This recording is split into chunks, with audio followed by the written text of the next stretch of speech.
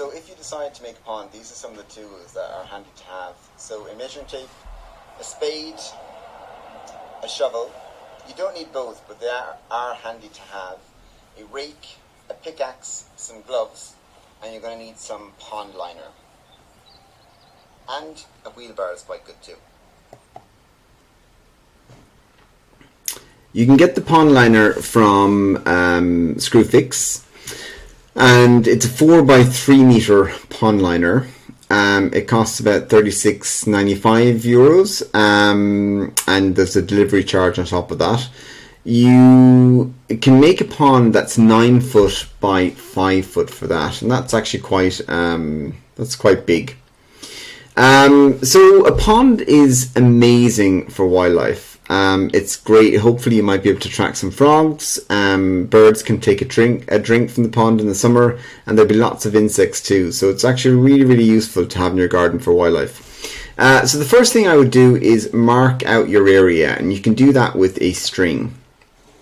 Then you can start digging up your sods, and I'll show you what you can do with them later. But you could actually create a new bed with those, because there'll be lots of soil that you'll be digging up from your pond. So I'll show you that at the end.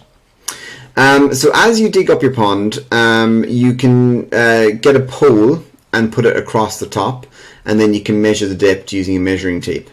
And if you're looking for frogs to settle in there, it's recommended that the pond is at least 60 centimeters deep, but that's in one part. Now you can see here it's quite deep here, but then there's a gradual kind of incline to that, and as long as there's some shelf where the frogs or other life can swim up and get out of the pond easily, then that's not a problem. So once you've got your hole dug, then you can put your liner in and just check that everything's okay and it fits. Before you put your liner in, it's good to put maybe some sand at the very bottom and around the edges, just to make it smooth. Or if you have an old carpet or an old rug, you can put that down, and that kind of protects your liner.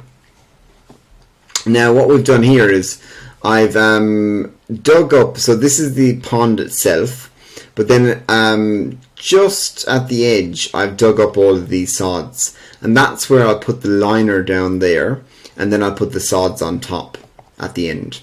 So then basically you can fill your, once you've put in your polythene, you can fill your pond with rainwater if you have it. So I had rainwater from water butts that I put in there, and then I topped it up with tap water at the end. You can also use tap water if you want. It's totally fine to use. And then once I had the pond filled up, I put all the sods back around it, and then I basically just cut around the edge here to take off all the rest of the pond liner. Now what you can see here is I put all the sods that I dug up underneath here, with the grass part facing down, so it's away from the sunlight, and then the rest of the soil that I dug out, I put it on top of that, and this will create a bank basically for flowers that we'll put there. Now you could actually use that for your garden as well, and you can just put it on top of the soil. That's totally fine. So there's yeah, it's up to you.